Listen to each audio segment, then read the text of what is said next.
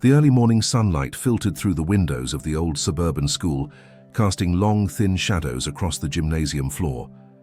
It was a quiet Friday, and students were just beginning to settle in for the day. For most, it was nothing more than a typical school morning, mundane and routine. But for 9-year-old Jacob Carter, today was anything but ordinary. Jacob had always been different.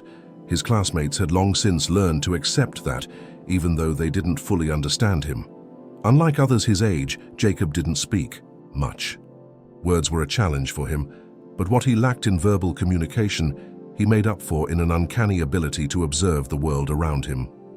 It was as though his mind operated on a frequency that others couldn't quite tune into.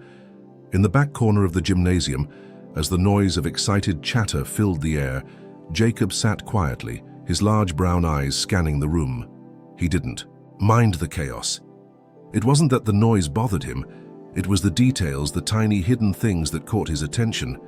He noticed the way the janitor's hand shook as he mopped the floor, the way Mrs. Bailey, the school counselor, constantly adjusted her glasses as she walked by the students, and the peculiar nervous energy radiating from Mr. Daniels, the principal. Most of the other children were oblivious to these details, lost in their games or the flow of the day. But not Jacob. He noticed everything. Jacob's ability wasn't some magical gift. It was something deeper, something he had learned to trust over the years. He had always felt things before others did. He could tell when someone was about to say something important, or when an argument was about to break out. He could hear a whisper in the hallways, even when no one had spoken. His senses, while seemingly heightened, also seemed to reveal something darker, and it was that darkness that was about to change his life forever. It began innocently enough. That afternoon, as the students filed out for recess, Jacob's teacher, Mrs. Fields, gave them their usual instructions. Play safely and remember to be kind. The words were meant to be reassuring, but Jacob couldn't shake the feeling that something was off. He had learned long ago to trust his gut, even when it didn't make sense to anyone else. And right now, something was wrong.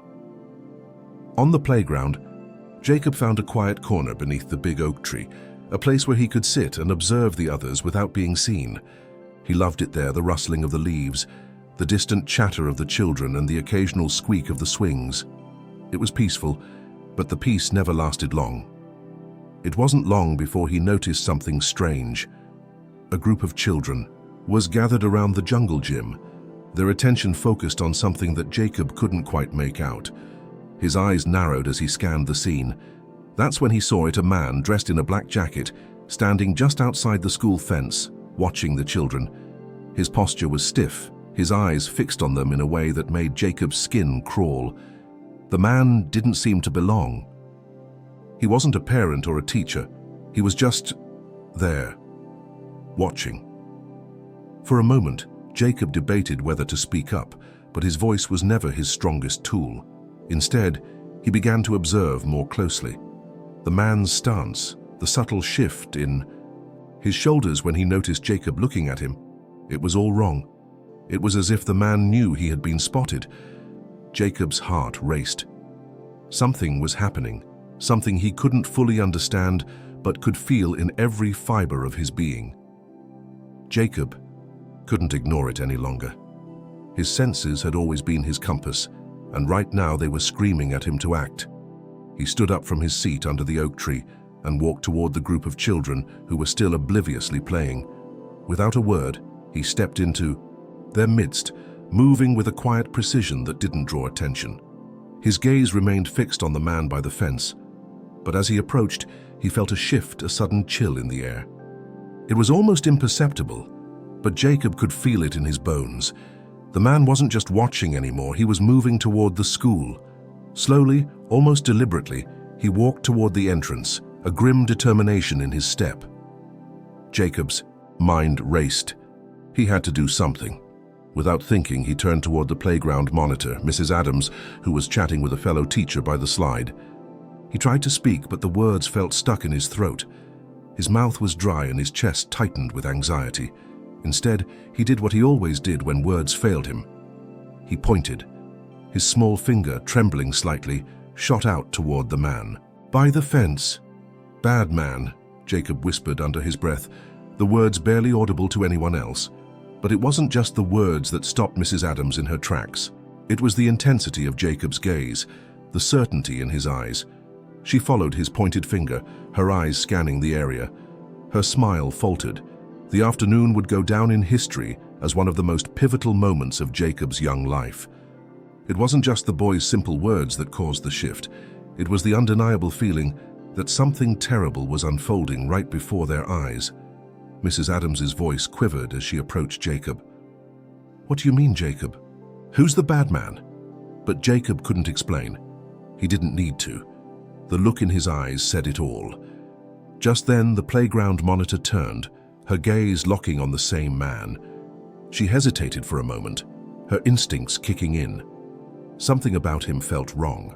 She walked over to the school's security guard, who was busy speaking with another teacher by the entrance. It was only after the security guard noticed the man's movements that he raised an eyebrow. Something was off about this whole situation.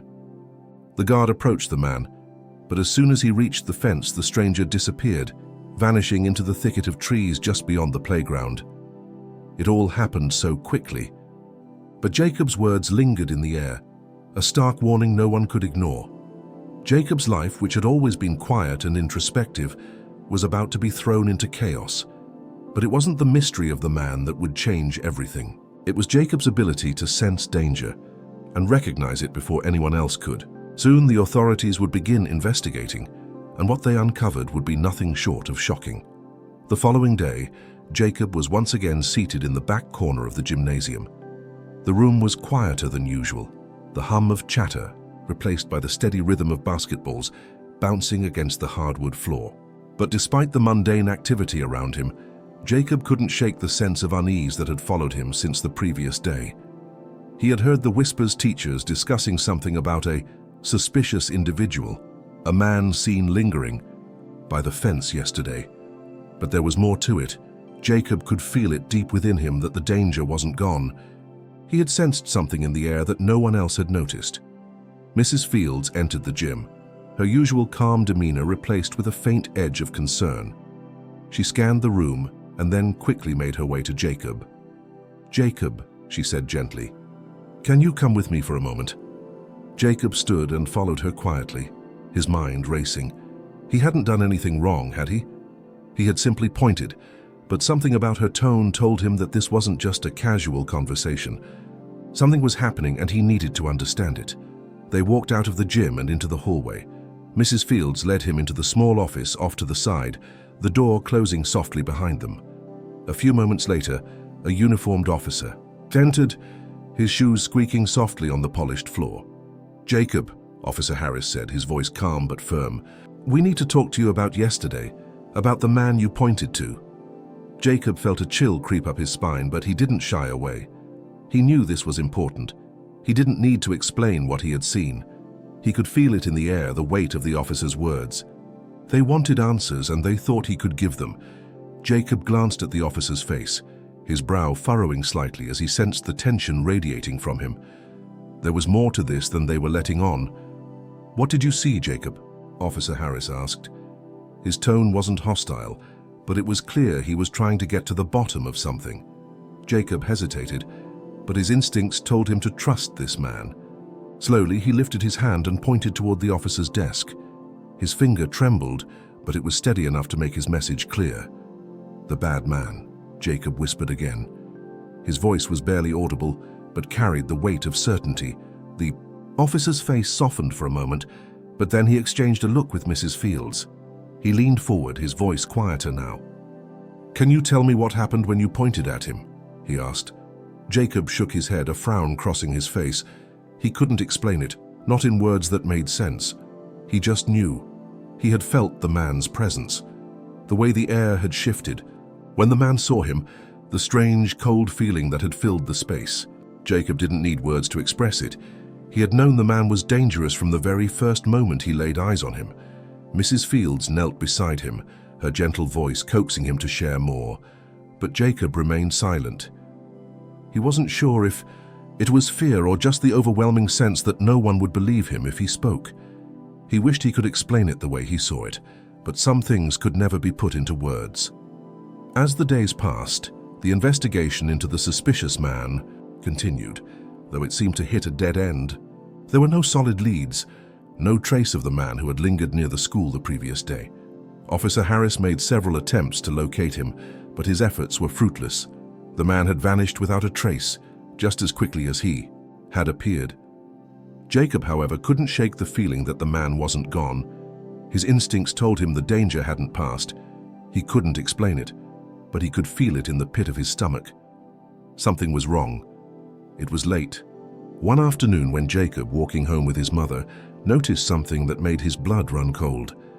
They were passing the small park at the corner of their street when Jacob's sharp eyes caught sight of a figure in the distance, standing near the old swing set. The man. Jacob stopped in his tracks, his hand tightening around his mother's. He stared at the man, watching him as he stood still, his face obscured by the shadows. His mother, sensing his unease, looked down at him. "What is it, Jacob?" He didn't say anything, he couldn't. But his finger rose, pointing once again in the direction of the man, his body trembling with the urgency of what he was feeling. "Bad man," he whispered, his voice shaking. His mother followed his gaze but saw nothing. The park was empty. There was no sign of the figure Jacob had pointed to. "Jacob, there's no one there," she said gently, trying to calm him down. But Jacob's heart was racing. He could still feel the presence of the man, a dark energy that seemed to follow him everywhere. His senses screamed at him to run, but his feet remained rooted to the ground as if his body couldn't move fast enough to escape. "Bad man," he repeated, more urgently now. But there was no one else around, only the distant rustle of leaves in the breeze. The next day, Jacob woke up with a sense of dread hanging over him. His mother noticed it immediately, but when she asked what was wrong, Jacob couldn't explain. He could feel it, a looming presence, a threat just beyond his reach, yet somehow always there. The fear settled deep in his chest, and he felt more aware of his surroundings than ever before. Every movement, every sound felt magnified. At school, Jacob was distracted, his mind constantly shifting back to the strange figure he had seen the day before. He couldn't focus on his lessons or even on the activities in class. His mind kept drifting back to that man, the bad man. Jacob couldn't shake the feeling that he was watching him again. As the day wore on, the sensation grew stronger. Then at lunch, as Jacob sat by himself in the corner of the cafeteria, he saw something that made his heart skip a beat. A woman walked through the door, her gaze searching the room. She was familiar to him. Her face had been in the background of many of his silent observations. She worked at the local convenience store down the street, but there was something about her presence that made Jacob uneasy. He had never seen her here before, and something about her gaze was too intense, too focused. She was looking for someone. Jacob's heart pounded in his chest as she glanced around the cafeteria, her eyes locking on him for a fraction of a second. It was brief, but it felt like an eternity. His instincts screamed at him to move, to leave, but his body was frozen. Jacob couldn't shake the feeling that something was wrong. His senses, usually so sharp, were on high alert. As the woman's gaze lingered on him, a cold chill ran down his spine. He had seen that look before, but he couldn't place where. It wasn't a look of recognition, no, it was something darker, something more dangerous. The woman continued scanning the cafeteria, her expression growing more intense as she walked toward the serving line. Jacob's heart raced. He wasn't sure what was happening, but he felt an overwhelming urge to warn someone, anyone, about her. But there was no one who would understand, not even Mrs. Fields or his mother. Jacob glanced over his shoulder, hoping that somehow the feeling would pass, but when his eyes met the woman's again, she was staring directly at him. There was something calculating in her gaze, as though she had been waiting for this moment for a long time. He quickly averted his eyes and reached for his lunchbox, pretending to focus on the sandwich inside. But his senses didn't let up. The world around him felt charged, like the calm before a storm. His pulse quickened. Just then, Mrs. Fields, who had been monitoring the cafeteria, walked over to Jacob's table. Her face was a mix of concern and curiosity, as though she too felt that something was off but couldn't pinpoint it. "Jacob, are you all right?" she asked softly, kneeling beside him. Jacob didn't answer immediately. He couldn't put his fears into words, and his body felt paralyzed by the presence of the woman. He simply nodded, but his fingers tightened around the edge of the table. Mrs. Fields, sensing his distress, stayed by his side, her eyes scanning the room for any signs of trouble. But there was no time to discuss it further. The woman had already moved past them, disappearing into the crowd of students. And yet, Jacob couldn't shake the feeling that her presence was like a shadow, following him wherever he went. That afternoon, as Jacob walked home with his mother, he tried to ignore the sensation of eyes on him. The streets were quiet. The usual hum of traffic replaced by the distant sound of birds chirping. But Jacob couldn't relax. He kept glancing over his shoulder, sure that the woman or the bad man was following them. "Jacob, honey, what's wrong?" His mother's voice broke through his anxiety, her gentle concern palpable. "I feel it, Mum," Jacob said in a whisper, his eyes scanning the street. "I can't explain it, but something is wrong." Rachel, his mother, looked down at him, her expression soft but worried. She had seen her son struggle with his unique abilities, but she had never seen him this unsettled. She stopped walking and crouched down to his level. "What do you feel, Jacob? Can you tell me more?" Jacob hesitated. He wanted to explain it to her, but words always seemed so inadequate when it came to his senses. How could he make her understand that he wasn't just imagining things, that there was a shadow trailing them, even now?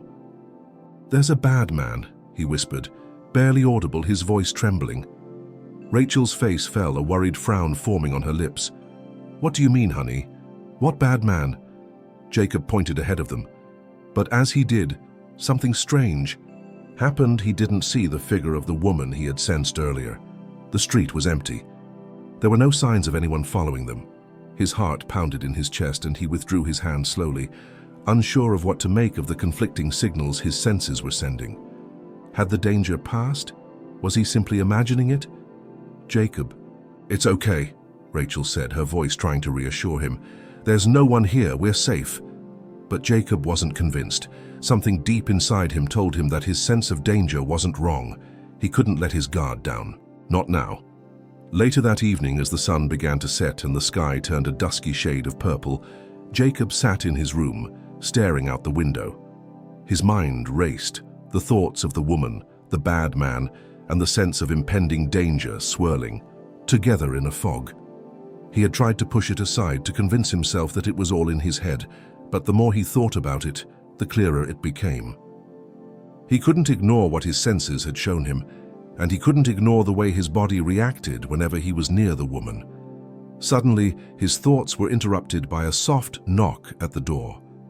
Rachel entered, her face pale. "Jacob," she said quietly, her voice tinged with worry, "I need you to listen carefully. There's something I need to tell you." Jacob turned to face her, his heart skipping a beat. "I just got a call from the school," she continued, her voice steady but strained. "They found something important. It's about the woman you saw today." Jacob's breath caught in his throat. Could it be? Could the woman he had felt watching him be connected to whatever was happening? "What do you mean, Mum?" he asked, his voice barely above a whisper. Rachel's eyes met his, the weight of her words sinking in. "They've found evidence. Something about her connection to the man who's been seen near the school. And there's more. She's been involved in something serious." Jacob's mind raced. He hadn't imagined it after all. His senses had been right. The next morning, Jacob's school day began like any other. The bells rang, students filed into their classrooms, and the usual hum of school life continued around him. But in the back of his mind, Jacob couldn't shake the feeling that things were about to change. In the midst of a math lesson, Mrs. Fields called him up to the front of the class, her face unusually somber. "Jacob," she said gently, "there's someone here to speak with you." "Someone from the police?" Jacob's stomach twisted. He didn't like the idea of speaking to a stranger, especially not someone connected to the strange events that had been unfolding. But he had no choice. Slowly, he walked to the front of the room, his hands trembling at his sides. A man in a crisp blue suit stood by the door waiting for him. His face was serious, but there was kindness in his eyes. "Jacob," the man said, his voice calm. "I'm Detective Thomas. I need you to come with me. We have a few questions for you." Jacob's heart raced, his senses flared, but this time it wasn't fear, it was anticipation. He was finally going to find out the truth.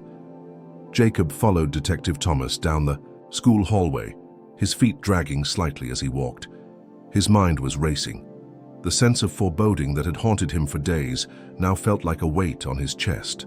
Each step he took brought him closer to something he wasn't entirely sure he was ready to uncover. Detective Thomas led Jacob to a quiet room near the principal's office, its walls lined with old photos and faded posters. The sterile room had a table with 2 chairs. Jacob noticed Officer Harris, the officer who had spoken to him before, sitting quietly. "Jacob, we need your help," Detective Thomas said, his voice calm but serious. "You've seen someone who shouldn't be. Here. We believe she's involved in some serious matters." Jacob's heart raced. Was the woman connected to the bad man? "We believe she's working with a man who's been causing trouble at your school," Thomas continued. "We need everything you saw." Jacob recalled seeing her in the cafeteria, staring at him like she knew him. It felt wrong, like she was waiting for something. "Did you feel anything when she looked at you?" Officer Harris asked. "It felt like she knew something, but it wasn't good. It felt wrong." Detective Thomas exchanged a look with Officer Harris. "That's exactly what we needed to hear. Thank you, Jacob." Jacob felt uneasy, sensing there was more to the situation. That afternoon, his mother, Rachel, picked him up. She looked pale, already knowing about the woman. "They think she's connected to missing children from your school," Rachel said. "Jacob, I think she's been watching you. You might be the key to finding them." Jacob's senses had been guiding him to this truth, but the realization terrified him. "Jacob," Rachel said, "you've helped more than you know, but we need to stop her." Days passed in a blur of police visits and secretive conversations. Detective Thomas and Officer Harris continued their investigation, always a step behind. That night, Jacob's senses flared. A figure moved down the street. It was the woman, too close. Moments later, Detective Thomas arrived with a grim message. "We've got a lead," he said. Jacob joined the officers at an abandoned warehouse. Inside, Jacob's senses screamed. The woman was close. "I have to go in," Jacob insisted. The detective hesitated but agreed. As they entered, the woman's presence was palpable, silent and predatory. "You've come far, Jacob," her voice echoed from the shadows. Jacob stood firm. "I'm not afraid of you," she smiled coldly. "You should be," she hissed, lunging at him. Jacob dodged and the officers restrained her. The woman, Grace Evans, was arrested for multiple kidnappings. Jacob's instincts had uncovered the truth when no one else could. Later, Detective Thomas gave Jacob an envelope. Inside was a badge. "For bravery, courage, and the strength to face what others could not see, we recognize you as an honorary member of the police department." Jacob smiled, feeling for the first time like he belonged. Beside him, Rex, his loyal dog, lay his head on Jacob's lap.